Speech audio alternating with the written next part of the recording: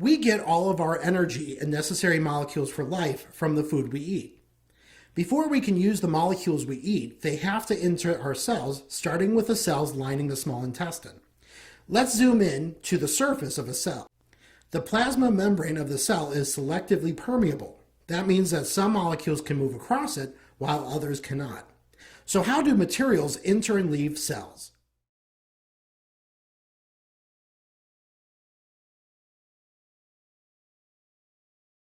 Lipids, such as these yellow molecules, can dissolve in the lipid bilayer.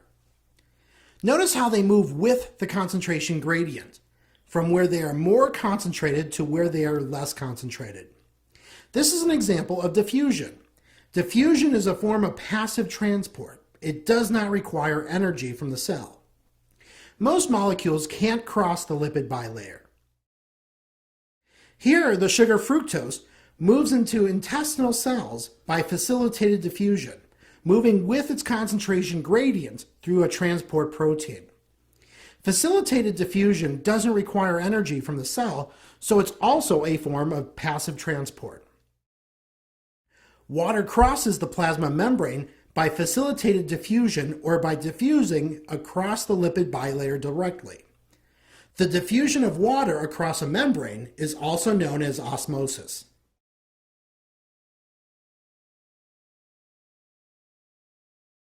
The sodium-potassium pump moves ions against their concentration gradient, from where they are less concentrated to where they are more concentrated. This requires energy from the cell and is known as active transport. Energy from ATP is used to move sodium ions out of the cell and potassium ions in. Another type of active transport is co-transport. Here, both sodium ions and glucose move into the cell through a co-transporter protein. Sodium ions move with the concentration gradient created by the sodium-potassium pump, and glucose moves against its concentration gradient. Now, let's move to the other side of our intestinal cell.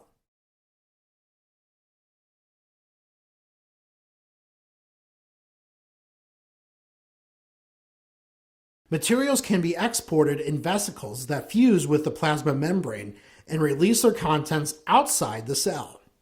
This process is called exocytosis. In endocytosis, the plasma membrane pinches in, forming a vesicle that contains material from outside the cell.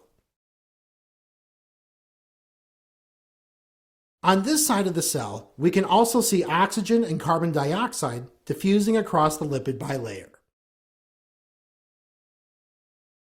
All of these processes are used to move materials either into or out of the cell.